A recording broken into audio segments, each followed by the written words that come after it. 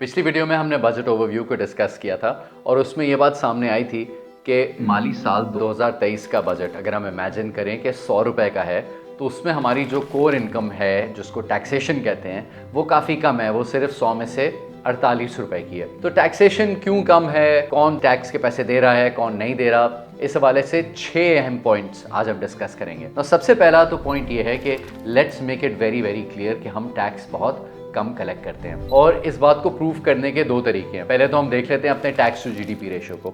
और पाकिस्तान का tax to GDP ratio 9.3% है। हमारा टोटल जीडीपी तकरीबन 341 अरब डॉलर का है, तो हम मुश्किल से तकरीबन को 32-33 बिलियन डॉलर टैक्स में इकट्ठा करते हैं। अगर इसके बरक्स हम इंडिया को देखें तो इंडिया का टैक्स टू जीडीपी रेशियो 16%, जो कि हमसे बहुत बेहतर है। और अगर कुछ डेवलप मुल्कों की एग्जांपल ले लें, मिसाल के तौर पर फ्रांस की, तो फ्रांस का टैक्स टू जीडीपी रेशियो तकरीबन 30% है। इसका मतलब है कि अगर इकोनॉमी का साइज 100 रुपए हो तो हुकूमत उस 100 रुपए की इकोनॉमी में से 30 रुपए टैक्स कलेक्ट करिए। नाउ IMF और वर्ल्ड बैंक की मुख्तलिफ स्टडीज के हिसाब से अगर किसी मुल्क का टैक्स टू जीडीपी 12% से कम होता है तो उस मुल्क के पास इतने रिसोर्सेज ही नहीं होते कि सही तरह से डेवलपमेंट कर सके या अपने लोगों की नशोनुमा पर फोकस कर सके। सो पाकिस्तान का टैक्स टू जीडीपी रेशियो बहुत कम है। सेकेंडली, इसी बात को जो बात आगे बढ़ाती है कि हमारी टैक्स कलेक्शन कम है, वो उसका प्रूफ है हमारे फाइलर्स में। तो हमारे टोटल नंबर ऑफ फाइलर्स जो है वो है 39 लाख, 3.9 मिलियन। टोटल पॉपुलेशन को देखें तो तकरीबन 225 मिलियन लोगों की पॉपुलेशन है। और अगर एम्प्लॉयड लोगों को भी देख लें तो मुख्तलिफ सेगमेंट्स में जो पाकिस्तानी एम्प्लॉयड हैं, तकरीबन 7 करोड़ पाकिस्तानी किसी ना किसी तरह से एम्प्लॉयड है या इनकम अर्न करते हैं फॉर्मल या इनफॉर्मल सेक्टर में। इन 7 करोड़ में से सिर्फ तकरीबन 40 लाख है जिनके बारे में हुकूमत को उनकी इकोनॉमिक लाइफ के बारे में पता है। इसका मतलब है कि वो filers. What does it mean to be a filer? Now, tax filers वो लोग हैं जो कि अपना टैक्स का गोशवारा या टैक्स रिटर्न हर साल फाइल करते हैं, जिसमें वो बताते हैं कि हमारी इस साल इनकम क्या थी, हमारे एक्सपेंसेस क्या थे और पिछले साल हमारे एसेट्स कितने थे और इस साल हमारे एसेट्स बढ़े या घटे। किसी भी डेवलप मुल्क में ये एक बड़ी नॉर्मल सी बात है कि आपकी अपनी स्टेट के साथ एक फॉर्मल रिलेशनशिप एस्टैब्लिश इसी तरह से होती है जब आप उस स्टेट की फॉर्मल टैक्स नेटवर्क में आते हैं। तो पाकिस्तान की सिर्फ 1.4% पॉपुलेशन है जो कि टैक्स फाइलर है। इंडिया में क्योंकि उन्होंने इस पर काम किया पिछले कुछ साल, अब बढ़कर वो 4.8% पर आ गए हैं और पॉपुलेशन जो फाइलर है। और अगर हम मलेशिया की एग्जांपल ले लें तो उसमें तकरीबन 12.5% ऑफ द पॉपुलेशन है जो कि टैक्स फाइलर्स हैं। और अगर 12.5% ऑफ द पॉपुलेशन फाइलर्स हैं, दैट मीन्स कि मेजॉरिटी ऑफ वर्किंग या अर्निंग पॉपुलेशन एक तरह से उसमें कैप्चर हो जाती है। नाउ इसके बरक्स पाकिस्तान में कॉन्सेप्ट है नॉन फाइलर का। नॉन फाइलर को हर जगह फैसिलिटेट किया जा रहा है। अगर आप अपने टैक्स के गोशवारे जमा नहीं कराते, तो जब आप बैंक ट्रांजैक्शन करते हैं या गाड़ी खरीदते हैं या ज़मीन की खरीद और फरोख्त करते हैं, तो हर जगह एक रेट इस्टेब्लिश कर दिया स्टेट ने कि जी फाइलर का इतना रेट है और नॉन फाइलर का इतना रेट है। तो ऑफ कोर्स अगर वो नॉन फाइलर्स जो भी विद होल्डिंग टैक्सेस कटते भी हैं ट्रांजैक्शन के टाइम पे, वो दे भी दें, तब भी जो टैक्सेस वो पे करते हैं it is much less compare to filers. So of course अगर नॉन फाइलिंग को फैसिलिटेट किया जाएगा तो जाहिर सी बात है टैक्स तो कम कलेक्ट होगा। So again first point established कि हम टैक्स बहुत कम कलेक्ट करते हैं। दूसरी बात यह है कि जब हम टैक्स कलेक्ट करते भी हैं तो उसमें हमारा काफ़ी इन्हिसार सेल्स टैक्सेस और बाकी इनडायरेक्ट टैक्सेस पे होता है। मिसाल के तौर पे अगर पिछले साल हमारे 100 रुपये टैक्स में कलेक्ट हुए तो उसमें से 50 रुपये से ज़्यादा सेल्स टैक्स और दूसरे इनडायरेक्ट टैक्सेस की मद में कलेक्ट हुए हैं और तकरीबन 50 से कुछ कम डायरेक्ट टैक्सेस की मद में। नाउ इनडायरेक्ट टैक्सेस कंजम्पशन पे लगाए जाते हैं, इसलिए इनको अक्सर रिग्रेसिव भी कहा जाता है। मिसाल के तौर पे जब आप पेट्रोल डलवाते हैं तो उस पर जो टैक्स कटता है पेट्रोलियम डेवलपमेंट लेवी की मद में, वो एक इनडायरेक्ट टैक्स होता है। तो अच्छा, आजकल पेट्रोल की कीमत at the time of recording of this video 289 rupees litre है और 290 रुपये उसको आसानी के लिए ले लेते हैं। इस पर लीटर 60 रुपये का टैक्स लगता है। तो अगर एक अमीर आदमी लेट्स से 1000 रुपये का पेट्रोल भराता है तकरीबन 3 लीटर के करीब, तो उस पर 180 रुपये का टैक्स लगता है। और अगर गरीब आदमी भी 1000 रुपये का पेट्रोल डलवाता है तो उस पर भी 180 रुपये का टैक्स लगता है। अब ये 180 रुपये अमीर आदमी की तनख्वाह का या वेल्थ का बहुत छोटा कंपोनेंट है, लेकिन गरीब आदमी के लिए ये 180 रुपये it is a much higher percentage of their income, which is why जो इनडायरेक्ट और सेल्स टैक्सेस हैं इनको रिग्रेसिव कहा जाता है, क्योंकि ये गरीब आदमी पर इसका ज़्यादा भार होता है। तो पाकिस्तान में मेजॉरिटी टैक्स कलेक्शन रिग्रेसिव तरीके से इनडायरेक्ट और सेल्स टैक्स की मद में हो रही है। अच्छा, तो डायरेक्ट टैक्सेस पर आ जाते हैं, जो हमारा तीसरा बड़ा पॉइंट है कि डायरेक्ट टैक्सेस हमें बढ़ाने की बहुत जरूरत है, लेकिन डायरेक्ट टैक्सेस भी बहुत इनइक्विटेबल तरीके से कलेक्ट किए जा रहे हैं। अब इसकी कुछ मिसालें देख लेते हैं। सबसे पहले सैलरी क्लास को देख लेते हैं। सैलरी क्लास ने पिछले साल 264 अरब रुपए टैक्स में जमा कराए और सैलरी क्लास पर जो टैक्स की स्लैब्स हैं वो बहुत हाई हैं। तो अगर आप तनख्वाहदार हैं, आपकी 6 लाख रुपए सालाना की तनख्वाह है या आमदनी है, तो आपको टैक्स से इस्तिस्ना हासिल है। इसके ऊपर अगर आप जाएंगे 6 लाख से ज्यादा कमाएंगे तो टैक्स के मुख्तलिफ स्लैब्स लगते हैं। अब मिसाल के तौर पे अगर आपकी आमदनी 50 लाख रुपए साल है, अगर आप 5 लाख रुपए महीने के कमाते हैं, तो आपको साल का तकरीबन 8.5 लाख रुपए टैक्स अदा करना पड़ेगा, जो बनता है तकरीबन 16%। और अगर आपकी तनख्वाह और आमदनी 5 करोड़ रुपए है, तो इस 5 करोड़ रुपए पे तकरीबन 1.5 करोड़ रुपए के करीब आपको टैक्स देना पड़ेगा। सो आपका जो टैक्स रेट है इफेक्टिव, वो तकरीबन 30% से ऊपर चले जाता है। नो, इस निजाम में कोई मसले की बात नहीं है, क्योंकि जो आप पैसे ज्यादा कमाते हैं, आप पर टैक्स का रेट ज्यादा अप्लाई होता है। इसको प्रोग्रेसिव टैक्स कहते हैं। तो सारे जो डेवलप ममालिक हैं उनमें प्रोग्रेसिव टैक्सेशन पर फोकस किया जा सकता है, ताकि जो गरीब है वो कम दे, जो जितना अमीर होता जाए वो उतना ज्यादा परसेंटेज में भी और एब्सोल्यूट टर्म्स में भी टैक्स देता रहे। तो ये तो बात हुई सैलरी क्लास की, लेकिन ये निज़ाम यकसा तौर पर सब पर अप्लाई नहीं किया जा रहा। अब मिसाल के तौर पे एग्जांपल ले लेते हैं एग्रीकल्चर सेक्टर की। तो पहले तो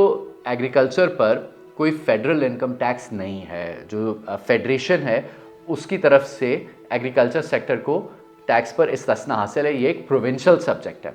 अच्छा, प्रोविंसेस में एग्रीकल्चर पर अगर आपकी 12.5 एकड़ की अराजी हो, 12.5 एकर्स की, उस साइज पर आप पर टैक्स लागू नहीं होता। और 12.5 एकड़ से अगर ऊपर आपकी ज़मीन है तो उस पर वेरियस प्रोविंशियल टैक्सेस हैं। लेकिन अगर पिछले साल आप तमाम प्रोविंसेस के कलेक्ट करदा टैक्सेस को मिला लें तो पूरे एग्रीकल्चर सेक्टर ने मिलाकर सिर्फ 4 अरब रुपए टैक्स दिया। अब इस पर बहुत बात की जा सकती है और आगे जाकर हम इस टैक्सेशन के मामले पर मजीद वीडियोस भी करेंगे। ये बात भी कहना ज़रूरी है कि majority of parliament belongs to the agriculture sector, पर इस पर एक फर्दर वीडियो में बात करेंगे। अच्छा, इसके बरक्स आ जाते हैं विद इन सर्विसेज सेक्टर, जो फॉर्मलाइज सर्विस सेक्टर है, और उसमें लेट्स से बैंक्स की एग्जांपल ले लेते हैं। नाउ, बैंक्स को अपने ऑपरेटिंग प्रॉफिट का तकरीबन 40 से 45% टैक्स में अदा करना पड़ता है। अगर आप बैंक अल फलाह की एग्जांपल ले लें तो पिछले साल बैंक अल फलाह अलोन ने 18 बिलियन का टैक्स दिया है, और दूसरे बैंक्स को आप उठाएंगे तो वो सिमिलर टैक्स रेट्स हैं।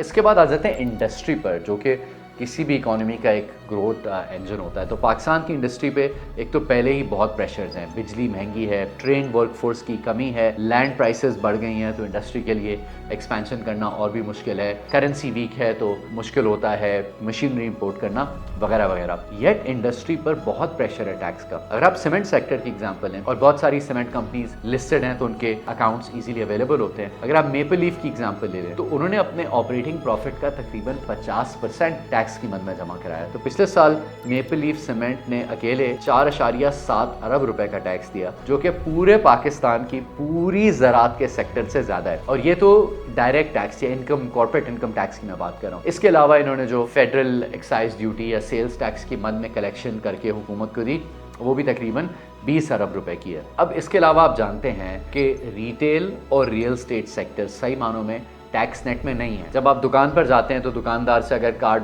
पे करने की बात करते हैं तो अक्सर दुकानदार कह देते हैं कि आप हमें कैश दे दें ना। अब उसूली तौर पर रिटेल के लिए भी एक ऐसा ही निज़ाम बनना चाहिए जैसे सैलरीड इंडिविजुअल्स के लिए, कि एक सर्टेन थ्रेशोल्ड है इनकम का या साइज ऑफ शॉप का जिस तक इस्तिस्ना हासिल है। लेकिन उसके बाद जो आप ज़्यादा कमाते जाएंगे या जितनी ज़्यादा बड़ी दुकान होगी उस हिसाब से आपका टैक्स रेट और एब्सोल्यूट अमाउंट बढ़ना चाहिए। लेकिन कई गवर्नमेंट्स ट्राई कर चुकी हैं रिटेल पर टैक्स लगाने के लिए, और वो सीवियर स्ट्राइक्स होती हैं, पॉलिटिकल प्रेशर होता है, और क्योंकि रिटेलर्स काफ़ी ऑर्गेनाइज्ड हैं, पॉलिटिकल पार्टीज डर के पीछे हट जाती हैं। अभी हाल ही में जो ही नई हुकूमत आई है, इन्होंने कोशिश की है कि हर दुकान से कम महीने का 100 रुपये फिक्स टैक्स कलेक्ट करें, और आपने देखा है कि उस पर कितना प्रेशर आया। अब इसके बाद आ जाते हैं रियल स्टेट पर। अब ये बच्चा भी इस मुल्क का जानता है कि रियल स्टेट में जो भी पाकिस्तान का अनडिक्लेयर्ड पैसा या कैश होता है वो रियल स्टेट में जाकर खपता है। और अगर रियल स्टेट में कोई ज़मीन करोड़ रुपए की होती है तो उसकी कलेक्टर वैल्यू और उसकी जो एक्चुअल मार्केट वैल्यू होती है उसमें काफ़ी फ़र्क होता है। कुछ अर्सा पहले तो ये फ़र्क और भी ज़्यादा स्टार्ट था कि अगर करोड़ रुपए की ज़मीन है तो मुश्किल से 30 लाख रुपए आप पैसे ऑफिशियल देते थे और बाकी आपको कैश डीलिंग करनी होती थी। अब ये थोड़ा सा इसके डिफरेंस को गवर्नमेंट ने कम किया है।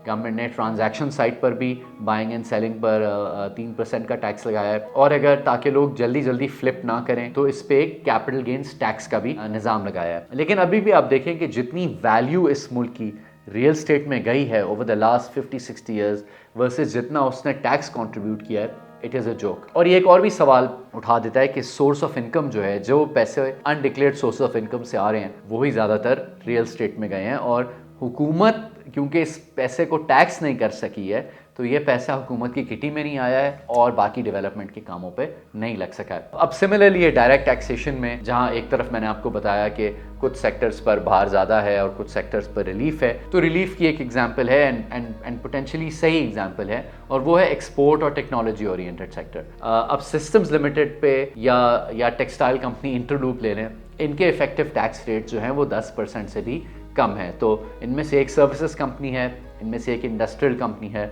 तो ये एक्सपोर्ट ओरिएंटेड सेक्टर्स को कुछ हद तक मराद दी गई हैं। पर अगर आप इस पूरी बात को ओवरऑल समराइज़ करें तो वो ये है कि पूरी जो एक इकॉनमी है उसका बेशतर हिस्सा इनफॉर्मल तरीके से ऑपरेट कर रहा है, और जहाँ से हुकूमत को डायरेक्ट टैक्सेस कलेक्ट करने चाहिए वहाँ पर निज़ाम में एक यकसा किस्म का ट्रीटमेंट नहीं है, उसमें एक्विटी नहीं है, उसमें फेयरनेस नहीं है। कुछ पर प्रेशर ज़्यादा है और कुछ पर प्रेशर बहुत कम है। तो चौथा इंपॉर्टेंट पॉइंट ये है कि टैक्स का निज़ाम बहुत कॉम्प्लिकेटेड है। सबसे पहले तो 15-20 किस्म की डिफरेंट टैक्स रिजीम्स हैं, withholding regime, sales tax regime, income tax, turnover tax, presumptive tax and so on so forth. Secondly, इदारे बहुत ज़्यादा हैं। पहले तो आपका फेडरल बोर्ड ऑफ रेवेन्यू है जो कि एक नेशनल लेवल पर एंटिटी है। फिर हर स्टेट की सेल्स टैक्स कलेक्शन की एंटिटीज़ है, Sindh revenue board, Punjab revenue board वगैरह। फिर आपके customs department, excise department, cantonment, so on so forth. So आप खुद ही इमेजिन कर सकते हैं कि जब इतनी सारी डिफरेंट रिजीम्स हैं और इतने ज़्यादा कलेक्शन के इदारे हैं तो उसमें कितनी इनएफिशिएंसी क्रिएट हो रही है। पांचवी इंपॉर्टेंट बात यह है कि टैक्स फाइलिंग का प्रोसेस भी काफ़ी कॉम्प्लिकेटेड है। इस वक्त एज एन इंडिविजुअल आपको अपने इनकम की सारी सोर्सेज की डॉक्यूमेंटेशन इकट्ठी करनी होती है, एक्सपेंसेस की, पिछले साल की वेल्थ, इस साल की वेल्थ, और इस सारी इन्फॉर्मेशन को FBR की वेबसाइट पर अपलोड करना होता है। ये एक कम्बरसम प्रोसेस है जिसको बेसिक टेक्नोलॉजी यूज़ करके काफ़ी आसान बनाया जा सकता है, क्योंकि बहुत सारा डेटा तो अब FBR पुल कर सकती है एक जगह पर।